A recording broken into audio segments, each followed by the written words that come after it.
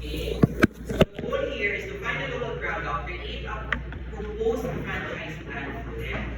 Clear? Clear? Okay. So,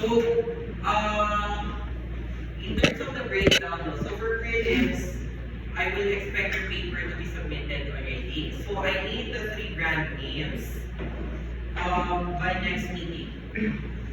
Okay? So, number 1 assignment you as a group, by next meeting, I need 3 brands that you propose na amunahin yung brand franchise plan. Okay? Name of the brand, short description or details na aamuna ka brand ang gusto yung brand franchise plan. Okay? We need 3 because usually in franchising, in advertising, in pitching, this kinds of franchise plans mo, sometimes it gets rejected. So we go to plan B. Okay? Kung baga may backup brands ka mo to work with. Clear?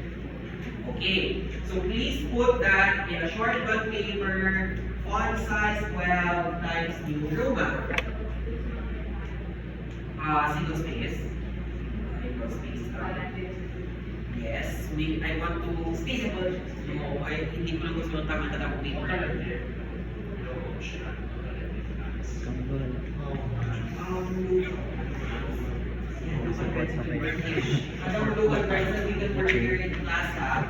If you go sa inyo na, wala na tayo yung booth sa main building. Di ba tapos na food stalls last week? For enrollment, that would be your franchise plan already. If may friend ka muna doon sa business, a sneaker cleaning service, pwede mo brand yung franchise plan. T-shirt, LCD, okay, si Bamba, nakabila na siya ka-brand show, hindi na siya option.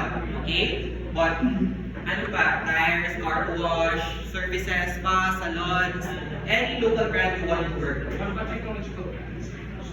Pwede. If you're not technological brands, should be local ones. So here you go. Okay?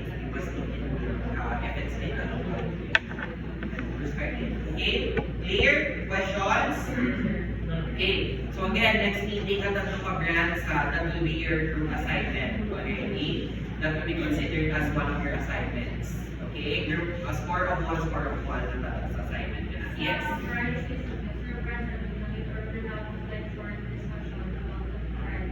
Short discussion. So which short discussion for grant? Yes. The question here, the guide question here is why amuna a grant? Okay, why do you want to create a franchise plan for that grant? What did you see in that brand na gusto mo na siya brand? Did you see a certain target market for it? Mga co-progression jewelry, that would be a brand again. Sa isang class ni Arto ganit, and hitting siya balag, so that would be also. Okay? Please take note na it should be max of 2 pages lang guys ha. Okay? 2 pages lang class, ang max ang ating assignment for this one. Okay? Clear? Okay. Please put your names of course. Please don't put ball pen nga ngalan ha. I-computer. Ilipatan yung pag-inya yung last name. Okay, guys, with the members of the 7. Nice.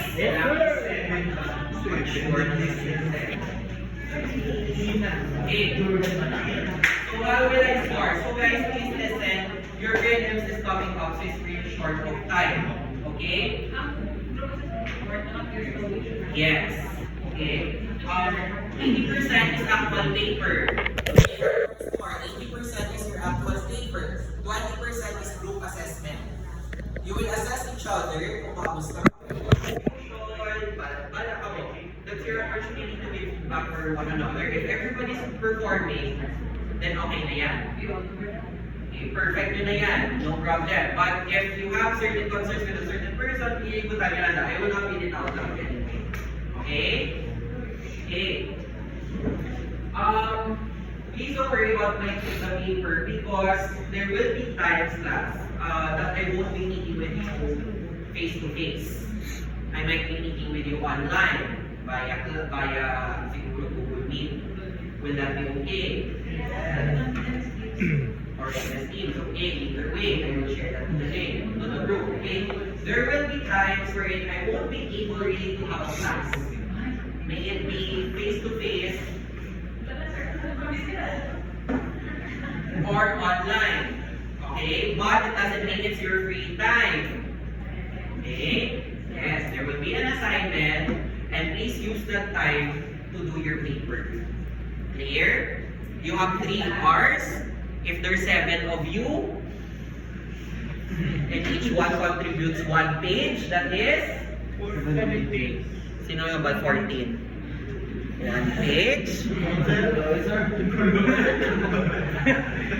That is 7 pages. Which means may 7 pages na naman na i-submit. Clear? Clear? Example na. Don't worry.